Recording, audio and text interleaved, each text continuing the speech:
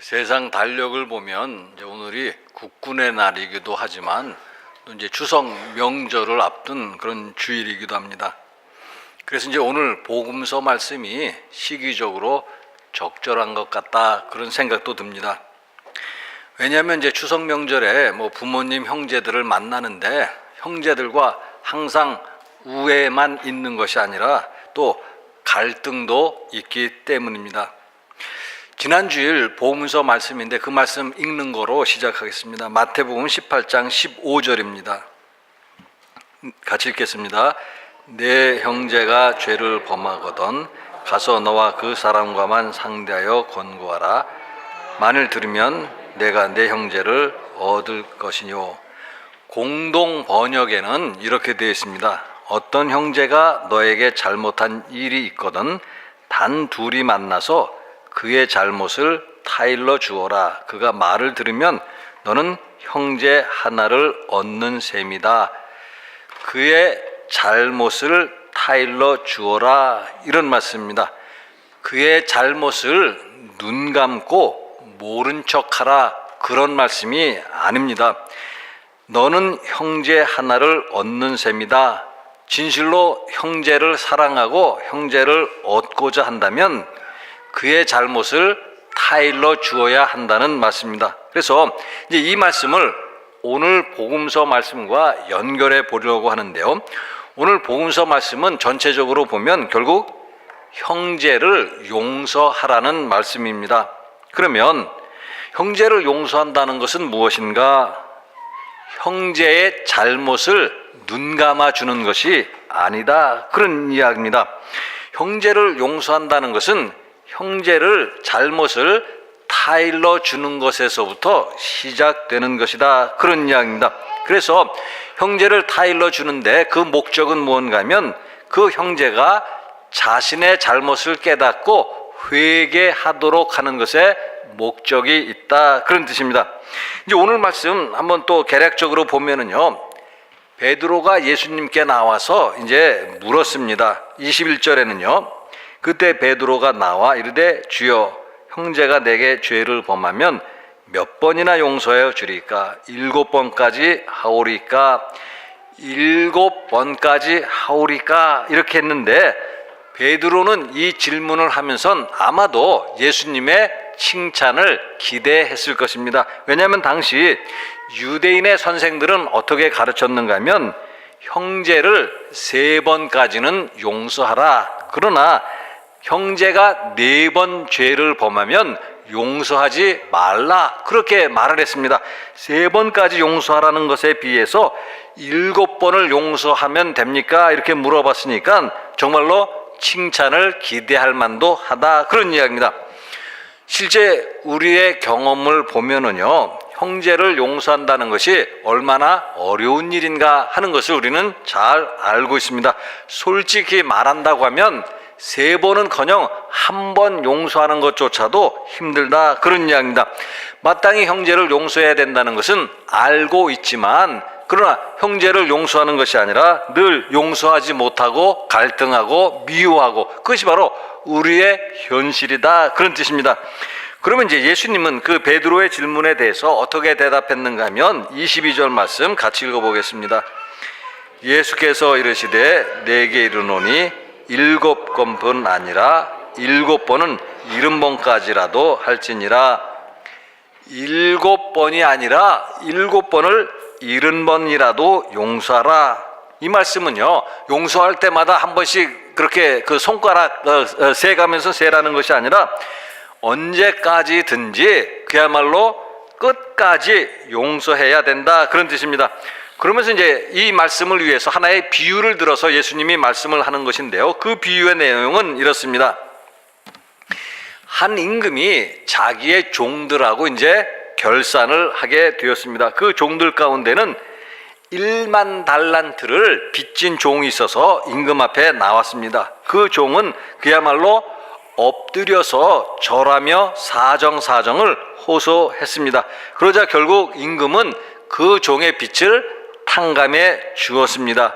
그런데 이제 그 종이 나가서 자기에게 빚진 그런 동료를 만납니다. 100데나리온 빚진 동료를 만나는데 그 동료가 참아달라 이렇게 부탁을 했지만 결국 그는 동료를 참아주지 않고 감옥에 가두어 버렸습니다. 그러자 이제 다른 동료들이 처음부터 이것을 보고 있다가 화가 나니까 이 사실을 임금에게 가서 고해 바친 것이고, 임금님도 그 말을 듣고 정말로 몹시 화가 나서 처음에 탕감해 주었던 그 종을 감옥에 가두어 두었다, 그런 내용입니다. 오늘 우리가 이 비유를 좀 더 생생하게 우리가 이해하려고 하면 먼저 두 사람이 진 빚의 규모가 얼마나 다른가 하는 것을 우리가 생각해 보아야 합니다. 먼저 한 종이 임금에게 진 빚이 1만 달란트다 그렇게 되어 있고, 동료 종이 그 종에게 빚은 얼마나 졌는가 하면 100데나리온이다 그렇게 말을 했습니다.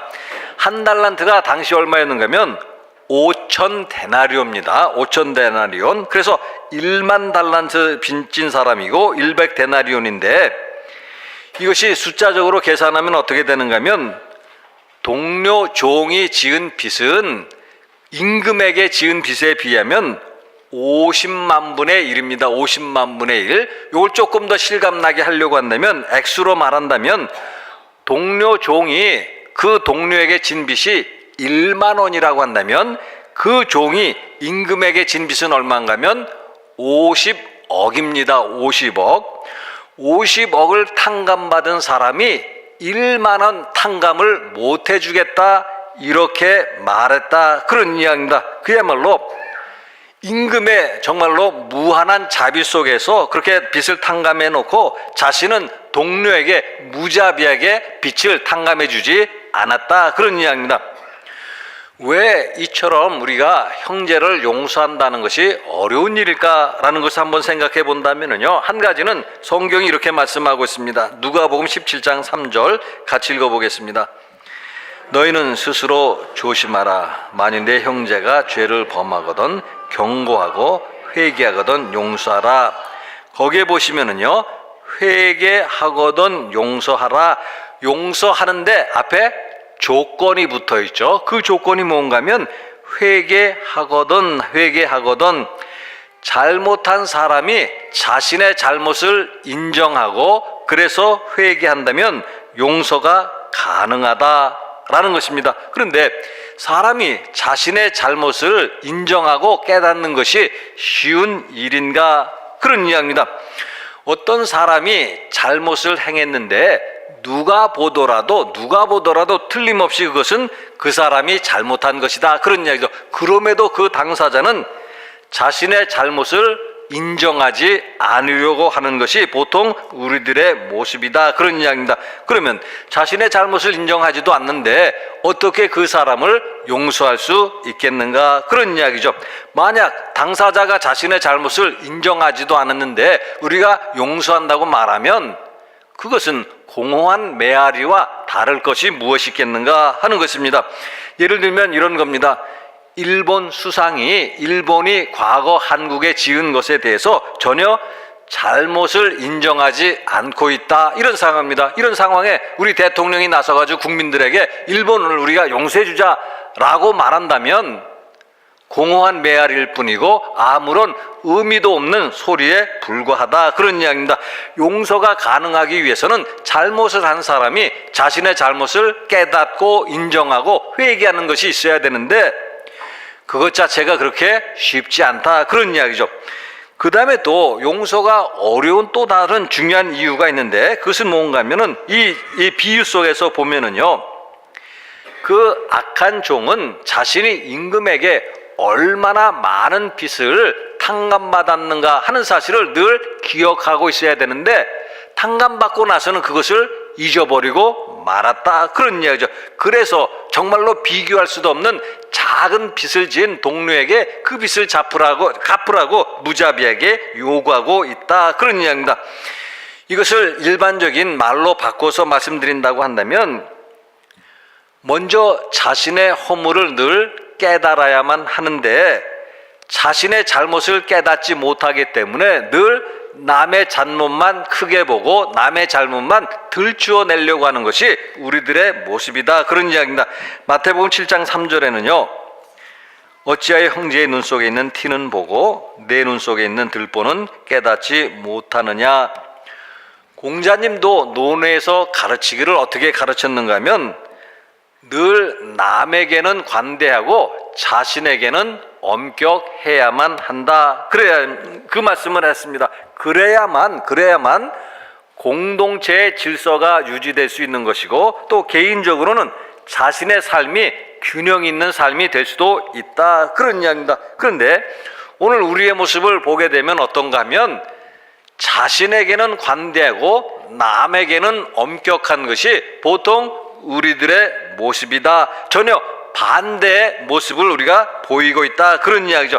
자신의 잘못에 대해서는 관대하고 남의 잘못에 대해서는 엄격하게 대하는 것이 바로 우리들의 모습이다. 그런 이야기죠. 그래서 오늘 우리 사회에 그야말로 유행어처럼 떠돌고 있는 말이 뭔가 하면 내로남불이다. 그렇게 말을 하는 거죠. 그렇죠? 내가 하면 로만스고 남이 하면 불륜이다. 똑같은 잘못을 범했는데 자신에게는 관대하고 남에게는 엄격한 것을 보여주는 좋은 예의다. 그런 이야기입니다. 그래서 자신도 동일한 잘못을 했다는 사실을 잊어버리고 남의 잘못만 눈에 보이면서 그것을 크게 드러내려고 하는 것이 통상 우리들의 모습이기 때문에 용서한다는 것이 그렇게 말처럼 쉬운 일이 아니다. 그런 이야기입니다. 그래서 이제 예수님은 어떻게 말씀을 하셨는가 하면 마태복음 7장 5절 같이 읽어보겠습니다. 외식하는 자여 먼저 내 눈 속에서 들보를 빼어라. 그 후에야 밝히 보고 형제 눈 속에 티를 빼리라. 자신의 눈에는 들보가 있어서 눈이 밝지 않고 그래서 형제의 눈에 있는 티를 빼기가 힘들다. 그런 이야기죠. 그럼에도 불구하고 자신의 눈에 들보가 있다는 것 자체를 알지 못한다. 그런 이야기죠. 눈이 밝지도 않다. 그런 이야기입니다. 눈이 밝지도 않으면서 형제의 눈 속에서 티를 빼겠다라고 하니까 거기에 문제가 생기는 것이다. 그런 이야기죠. 그래서 용서가 가능하려고 한다면 또 우리는 늘 자신의 실상을 먼저 바로 보아야 된다. 그런 이야기입니다. 우리의 눈에 들보가 있는지 하는 것을 먼저 살펴볼 필요가 있는 것이고 신학적으로 그것을 이야기한다고 한다면 종의 비유를 통해서 말씀하신 것처럼 형제가 우리에게 지은 죄보다 우리가 하나님 앞에서 지은 죄가 얼마나 큰가 하는 것을 알고 깨달아야 된다. 그런 이야기입니다. 흔히 그리스도인들이 하는 말 가운데 하나님의 은혜 가운데 살고 있습니다. 이런 말들을 하는데 하나님의 은혜 가운데 산다는 것이 무엇을 뜻하는가라는 것입니다. 그것은 도저히 갚을 수 없는 빚을 하나님으로부터 탕감받았다. 그런 뜻이고 도저히 용서받을 수 없는 죄를 하나님으로부터 용서받았다라는 것을 알면서 지내는 것이 하나님의 은혜 가운데 산다. 그런 이야기입니다. 우리는 늘 고백을 하고 있습니다. 예수님은 우리의 죄를 대신해서 십자가에서 죽으셨다. 그렇게 말씀을 하고 있습니다. 그 말은 예수님의 죽음으로 우리의 죄가 용서받은 것입니다. 즉 우리는 예수님에게 큰 빚을 지고 있고 마땅히 그 큰 빚을 갚아야만 하는데 무엇으로 갚을까? 우리의 목숨을 마땅히 예수님께 드려야 하지만 그 갚는 방법 가운데 하나가 바로 예수님이 우리를 용서하신 것처럼 우리들도 형제를 용서해야 한다. 그런 뜻입니다. 마태복음 6장 12절에는요. 우리가 우리에게 죄 지은 자를 사하여 준 것 같이 우리 죄를 사하여 주시옵고. 주님께서 우리에게 가르치신 기도의 일부분인데요. 우리는 늘 하나님께서 우리의 죄를 용서해 주실 것을 늘 기도해야만 합니다. 그런데 형제의 죄를 용서하지 않는 사람이 어떻게 하나님 앞에 나가서 자신의 죄를 용서해 달라고 떳떳하게 기도할 수 있겠는가 하는 것입니다. 금액으로 다시 말씀드린다면 10,000원도 탕감해 주지 않는 사람이 어떻게 50억 원을 탕감해달라는 요구를 할 수가 있겠는가? 50억 원을 탕감해달라고 요구하려고 하면 적어도 1만 원을 탕감해 줄 알아야 하지 않는가 하는 것입니다. 마가복음 11장 25절에는요. 서서 기도할 때 아무에게나 혐의가 있거든 용서하라. 그리하여 하늘에 계신 너희 아버지께서도 너희 허물을 사하여 주시리라 하느니라. 하나님께서 우리의 죄를 용서해 주시는데 마치 거기에 조건과 같은 것이 있다 그런 이야기죠. 그것은 바로 우리가 형제의 잘못을 용서해 주어야 한다라는 사실입니다. 물론 앞에서 말씀드린 것처럼 진실로 형제의 잘못을 용서한다는 것이 어려운 일이지만 그럼에도 하나님께 우리의 큰 죄를 용서받기를 원한다면 적어도 형제의 잘못을 용서해 주려는 노력과 시도가 우리에게 있어야 하지 않겠는가 하는 것입니다. 마태복음 6장 14절과 15절 같이 읽어보겠습니다. 너희가 사람의 잘못을 용서하면 너희 하늘 아버지께서도 너희 잘못을 용서하시려니와 너희가 사람의 잘못을 용서하지 아니하면 너희 아버지께서도 너희 잘못을 용서하지 아니하시리라. 여러분들이 나중에 이제 마태복음 6장을 보시면은요, 이 말씀이 어디에서 나오는가 하는 것을 알 수가 있는데 예수님께서 기도를 가르치시고 난 다음에 바로 이 말씀이 나옵니다. 예수님께서 우리에게 가르치신 기도 가운데는 어떤 기도가 있는가 하면 하나님의 나라가 임하고 하나님의 뜻이 이 땅에서 이루어지기를 기도할 것을 우리에게 가르쳐 주셨습니다. 그런데 우리가 형제의 잘못을 용서하지 아니한다고 하면 하나님의 나라가 임하는 것이 무슨 의미가 있고 하나님의 뜻이 이 땅에서 이루어진다는 것이 무슨 소용이 있겠는가 하는 것입니다. 조금 더 노골적으로 말씀드린다고 한다면 우리가 형제의 잘못을 용서하지 아니한다고 한다면 우리가 드리는 예배가 무슨 의미가 있겠는가 하는 것입니다. 그것은 마태복음 5장 24절의 말씀으로 미루어 봅니다. 예물을 제단 앞에 두고 먼저 가서 형제와 화목하고 그 후에 와서 예물을 드리라. 형제와 화목하고 그 후에 와서 예물을 드리라. 형제와 화목한 다음에 와서 예배를 드리라 이런 말씀인데 형제와 화목한다는 것이 무엇인가? 오늘 말씀대로 한다면 결국 형제가 서로의 잘못을 인정하고 회개하고 그래서 용서했을 때 그것이 바로 형제와 화목하는 것이 아닌가 하는 것입니다. 마지막으로 갈라디아서 1장 4절 같이 읽겠습니다. 그리스도께서 하나님 곧 우리 아버지의 뜻을 따라 이 악한 세대에서 우리를 건지시려고 우리 죄를 대속하기 위하여 자기 몸을 주셨으니 예수님께서 십자가에서 죽으신 것은 우리의 죄를 대속하시기 위함이었습니다. 우리는 예수님을 십자가에 못 박은 그야말로 죄인 중에 죄인이라고 그렇게 말씀드릴 수가 있습니다. 그럼에도 불구하고 하나님은 우리에게 은혜를 베푸셔서 우리의 죄를 용서하시고 우리를 구원하셨다라는 말씀입니다. 따라서 하나님께서 우리의 죄를 용서하셨다는 것 자체가 하나님의 은혜이다 그런 말씀입니다. 따라서 그 은혜를 깨닫고 사는 사람들이라면 하나님께서 우리를 용서하신 것처럼 우리도 형제의 잘못을 용서해야 된다 그런 말씀입니다. 특별히 형제의 잘못은 우리가 하나님께 지은 잘못에 비하면 그야말로 비교할 수도 없는 것이고 아무것도 아닐 수도 있다라는 사실을 늘 깨닫고 있어야만 합니다. 그래서 이번 추석 명절엔 하나님의 크신 은혜를 경험하면서 명절을 지내고 또 특별히 그 하나님의 크신 은혜가 형제의 잘못을 용서하고 서로 화해하고 화목할 수 있는 그런 기회가 될 수 있도록 해야 할 것임을 오늘 말씀 우리에게 가르쳐 주시고 있습니다. 같이 기도하시겠습니다.